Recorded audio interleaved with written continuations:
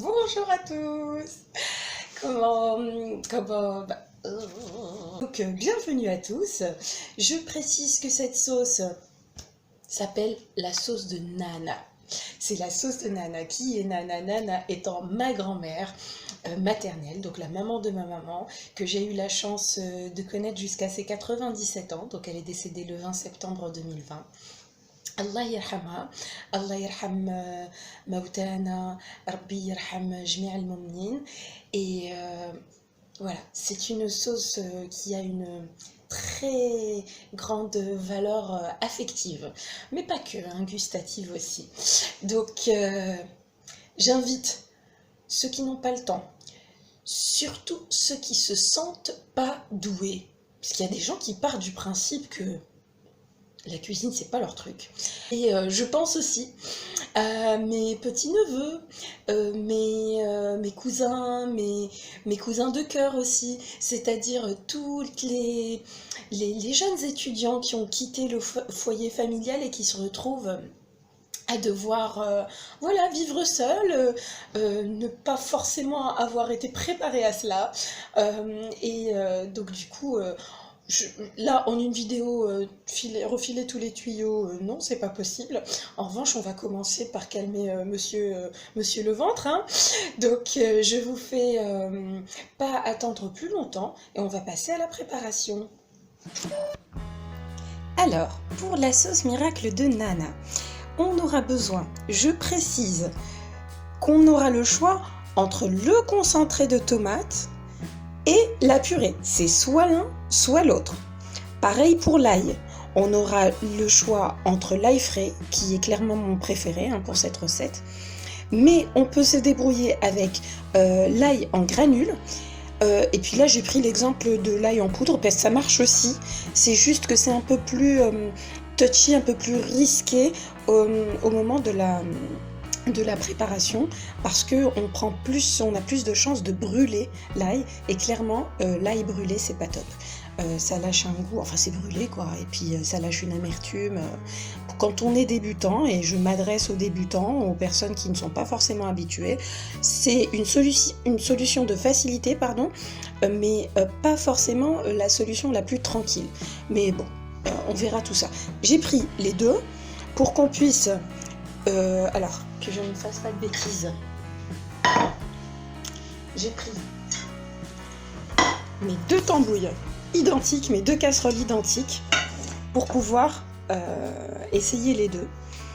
Ingrédient très important, on parle bien du laurier. Donc là, du coup, je vais prendre la double quantité. Là, j'en ai deux rikiki, je sais pas si ça se voit bien à la caméra, et là, j'en ai une bonne de feuilles. Donc, on va pouvoir faire le double essai. Vous voyez ici que j'ai de l'huile d'olive. Dans la présentation, je vous parlais d'une recette économique. Certes, cuisiner à l'huile d'olive n'est pas forcément très économique. En revanche, je précise que c'est une huile que j'ai eue chez Noz. Donc c'est une huile, je crois, espagnole. C'est pas la bonne huile d'olive de chez nous qu'on ramène presque comme de la drogue, cachée dans des bouteilles de coca, dans les valises. N'empêche que je rigole, mais ça manque. Ça fait un moment que j'ai pas goûté à de la vraie huile d'olive de chez nous. Donc, je précise aussi qu'il est complètement possible de faire cette recette avec n'importe quelle huile végétale. On y va, hein, on attaque. Hein. Allez, bismillah. 1, 2, 3, c'est parti. Je commence par allumer mes feux.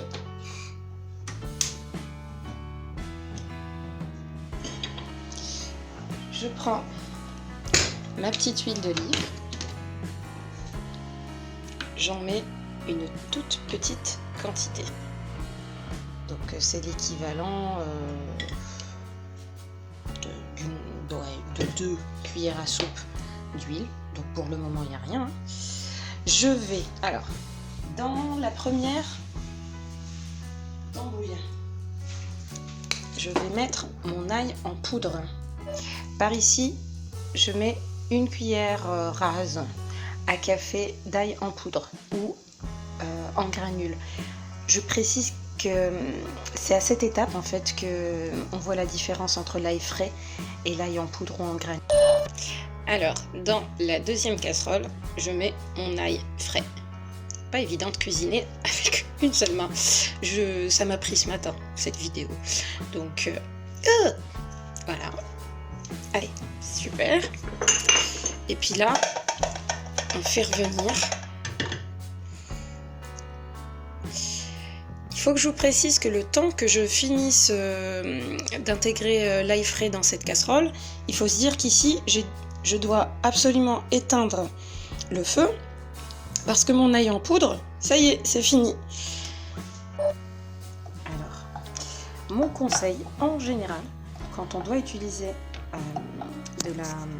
du concentré de tomate, c'est de faire frire légèrement, de faire revenir le concentré de tomate et tout ça pour éviter, diminuer l'acidité. Il faudra rajouter un verre de thé, l'équivalent d'un verre à thé à peu près d'eau sur le concentré de tomate. Dans l'autre casserole, j'ai rajouté la petite briquette de purée de tomates. Donc il ne faut absolument pas oublier le laurier. Aussi bien dans la première casserole que dans la deuxième, en fait, c'est ce qui donne ce goût si particulier. Détail important, mais couvrez bien vos casseroles parce que les gouttelettes sont coquinettes. Elles adorent venir se nicher sur vos vêtements ou sur votre gazinière ou tout ce qui peut vous enquiquiner en fait. Voilà, on a le résultat. On est content, on constate juste qu'il y en a un des deux qui est un peu plus granuleux parce que on reconnaît l'ail écrasé. Je conserve ça dans un bocal qui me servira pour mes pâtes, mes pizzas, mes lasagnes, plein de repas. Et je serai très contente de trouver ça tout près dans mon réfrigérateur. Je vous remercie pour votre attention. Je vous souhaite plein de succès dans vos réalisations. Et je vous dis merci pour vos likes, vos abonnements. Je vous embrasse, à très bientôt.